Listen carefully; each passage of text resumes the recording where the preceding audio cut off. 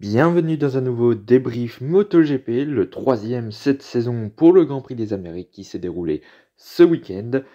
N'oubliez pas de liker, partager, commenter et surtout vous abonner à la chaîne, c'est très important. Et si vous voulez un petit point sur la chaîne, parce que j'ai eu quelques problèmes ces derniers temps, je vous invite à regarder la fin de la vidéo, j'en parlerai un tout petit peu. On passe au débrief.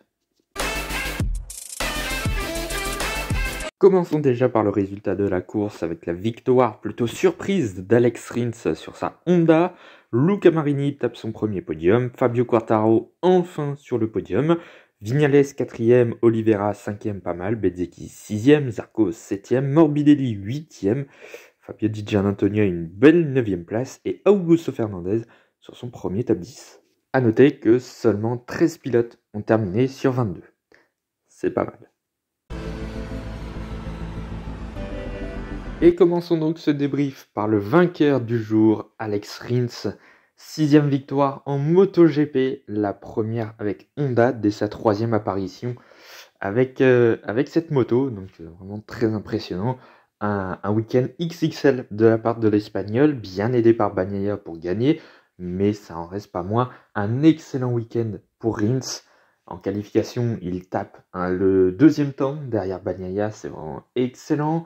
En course au sprint, il peut évidemment pas suivre le rythme de Bagnaia, mais il termine deuxième de cette course sprint, donc vraiment excellent là aussi.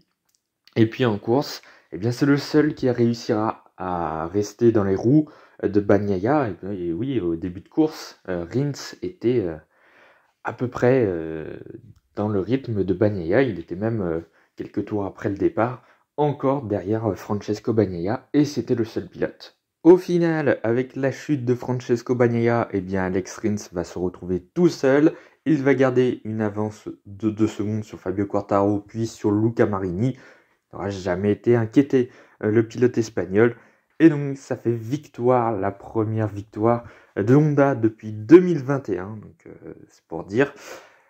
Non, franchement, il s'est imposé comme le leader de Honda en l'absence de Marc Marquez, lui qui, il y a quelques jours ou quelques semaines, je ne sais plus trop, disait qu'il n'était pas vraiment considéré par Honda parce qu'il s'était omnibulé par Marc Marquez. En attendant, Marc Marquez, il n'est pas là et c'est Rins qui gagne. Donc voilà, Rins, au cas où Marc Marquez ne soit pas là, eh bien c'est un remplaçant de luxe pour prendre la tête de Honda, apparemment. Mais ça montre vraiment que c'est un très très bon pilote. L'année dernière sur la Suzuki, il gagne 2 fois. Là, cette année, il gagne dès sa 3e apparition sur une Honda. Ça montre tout le talent de ce pilote qui avait été pas mal décrié ces dernières saisons avec beaucoup de chutes, etc. etc.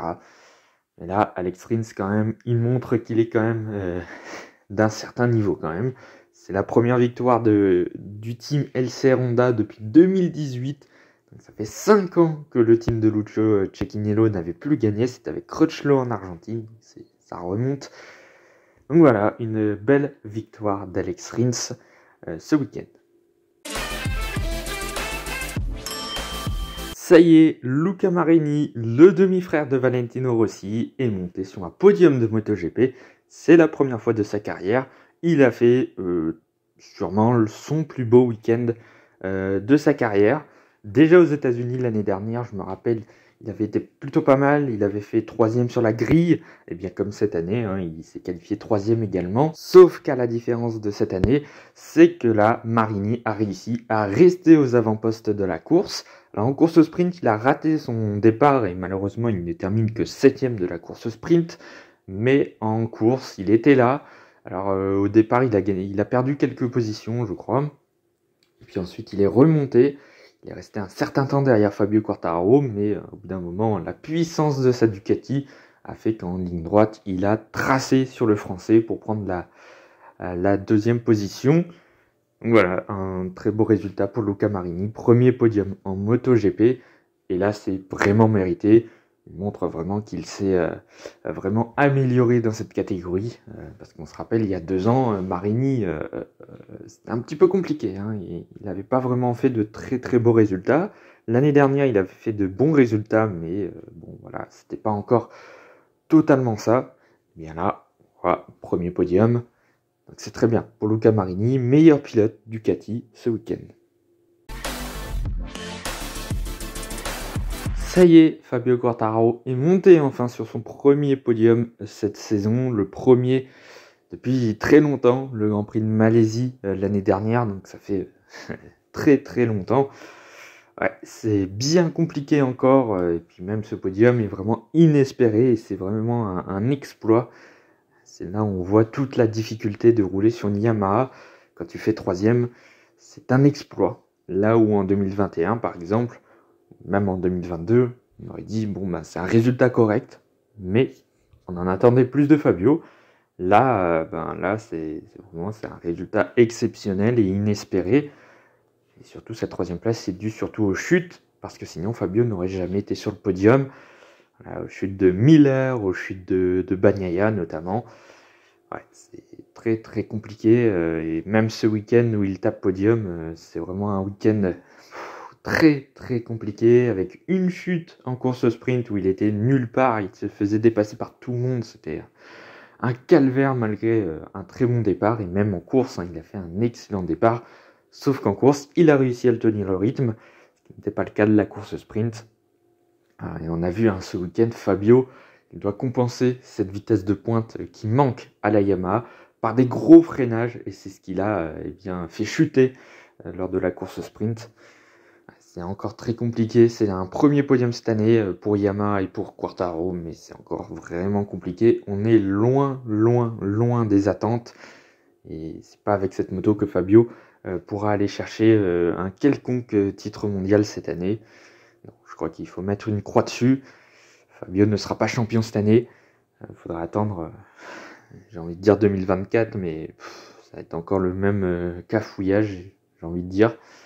Donc à voir, mais en tout cas voilà, premier podium, c'est un soulagement, mais c'est encore loin du compte. Un petit mot également sur les Aprilia, notamment Maverick Viñales et Miguel Oliveira. Viñales qui termine 4e, Miguel Oliveira qui termine 5e. Commençons déjà par un petit peu Maverick Viñales. Honnêtement, il n'y a pas grand chose à dire de sa course, on n'a pas vu. Tout ce qu'on a vu de la course, c'est Rins, Marini, Quartararo, c'est un petit peu ça, Bagnaia également, ouais, des trucs comme ça. On les a pas vus à la télé, donc bon, un petit peu dommage. Bon, voilà, Viñales 4e grâce aux chutes, parce qu'à un moment donné, je crois qu'il était 7e. C'était une course très difficile pour Aprilia, et ils s'en sortent vraiment très très bien de terminer 4e et 5e. Et puis du côté de Miguel Oliveira, qui était de retour après son absence lors du Grand Prix d'Argentine, après sa chute à Portimao. 5e, ça montre encore que Miguel Oliveira s'est vraiment fait à cette Aprilia. Il est dans un autre univers que le monde KTM. Et ça a l'air de lui convenir vraiment bien. Il est vraiment très performant cette saison. Déjà à Portimao, il était pas loin du podium, mais à cause de Marquez, il est tombé. Puis là, 5e, même si c'est grâce aux chutes une nouvelle fois, ça reste tout de même le deuxième pilote Aprilia sur cette course, sachant que les deux autres Aprilia ont chuté pour Espargaro et Fernandez. Voilà, 4 et 5, mais Miguel Oliveira s'en sort vraiment très très bien ce week-end. C'est encore une catastrophe pour Francesco Bagnaia, encore une chute, deuxième chute en 3 courses. Eh bien, comme l'année dernière, c'est quasiment le tout ou rien. Ouais, là c'est très compliqué pour Francesco Bagnaia, qui est encore tombé ce week-end sur cette course alors qu'il était en tête. Là encore, il pouvait marquer de gros points, ça fait déjà en course 45 points de perdus au championnat, c'est beaucoup. Sans ça, il aurait été large leader du championnat. Mais avec toutes ces chutes, il est tout de même deuxième, grâce notamment aux courses sprint. Il en a remporté 2 sur les 3. Il a gagné la course sprint haut la main samedi.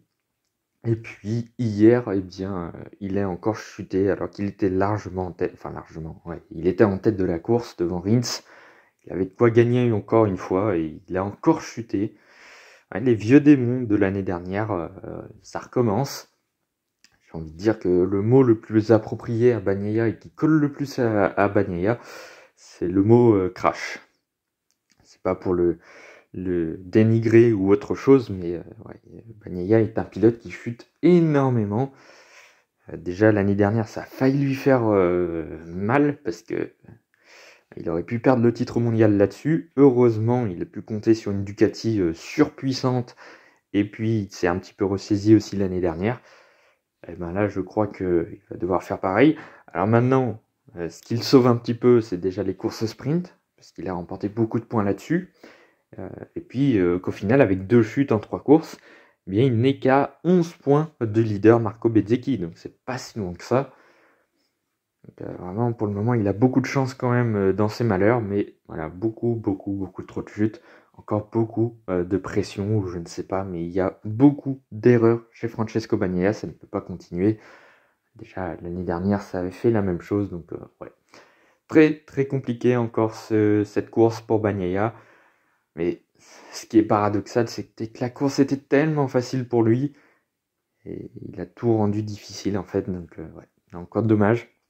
Et ça fait encore une bulle ce week-end. C'est compliqué. Vu qu'on a un petit peu de temps et que j'ai pas fait un très long débrief, on a le temps de parler un petit peu des autres pilotes derrière. Fabio Di Giannantonio qui termine 9ème, une belle performance. Encore une fois, après sa 10e place lors du Grand Prix d'Argentine, il termine 9ème aujourd'hui, enfin hier. Mais bon, grâce aux chutes notamment, c'est encore un week-end compliqué. Mais au final, c'est le seul pilote du team Gresini à marquer 2 points. C'est pas mal. On a également le rookie Augusto Fernandez qui termine une très belle 10e place. C'est la première fois qu'il termine dans le top 10. Il a marqué des points sur toutes les courses cette saison. Il chute vraiment très peu cette année. Je crois qu'il a chuté qu'une seule fois depuis le début de l'année ou 2 fois. Enfin, bon, vraiment, c'est un très beau début de saison pour Fernandez. À défaut d'être vraiment très performant, il est constant, il reste sur les roues. C'est ce qu'on lui demande en gros. Également le pilote remplaçant chez Ducati pour remplacer donc Enea Bastianini qui est toujours blessé. Michele Pirro qui donc termine 11ème. Lui aussi était en fond de peloton, mais bon, avec toutes les chutes, il fallait rester sur ses roues. Donc 11ème place pour Michele Pirro. Je peux pas dire grand chose, on ne l'a pas vu de la course, mais bon, c'est bien. Et au final, c'est le seul pilote de la Ducati d'usine, du team Lenovo à marquer des points.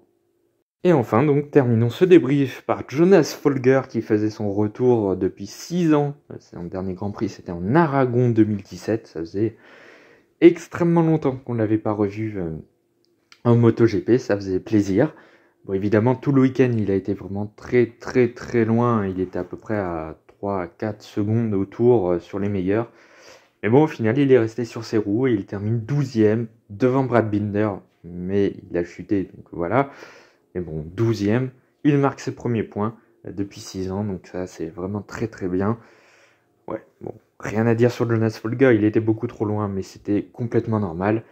Mais au final, ça marque des points, et ça c'est cool.